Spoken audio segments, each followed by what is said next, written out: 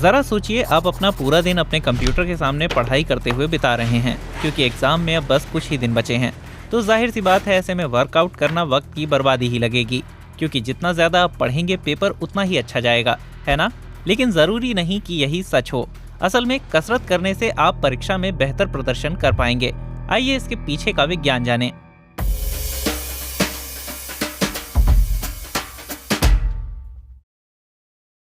भले ही कसरत बोझ की तरह लगे, लेकिन असल में ये तनाव को कम करने में मदद कर सकती है।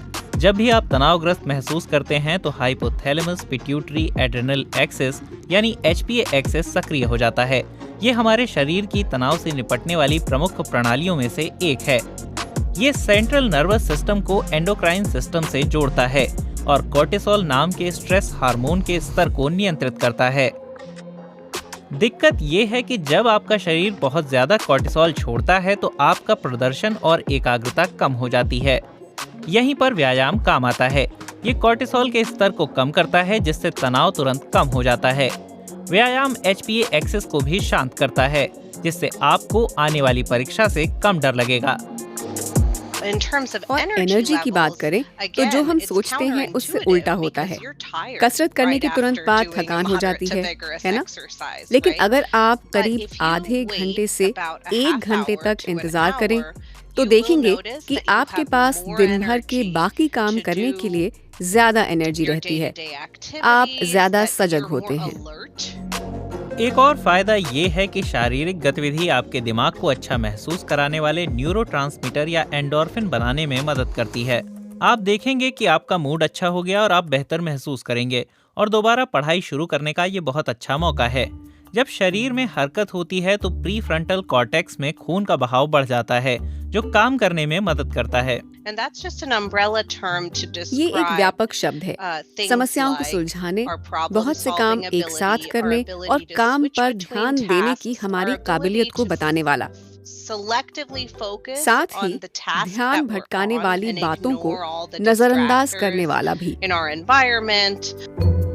मिसाल के लिए, कसरत करने से आप पढ़ने में और याद करने में ज्यादा ध्यान लगा पाएंगे। इसका मतलब है कि फोन कॉल जैसी रुकावटें आपको उतना परेशान नहीं करेंगी। कसरत न सिर्फ ध्यान केंद्रित करने में मदद करती है, बल्कि ये कम समय में ज्यादा सीखने में भी मदद करती है।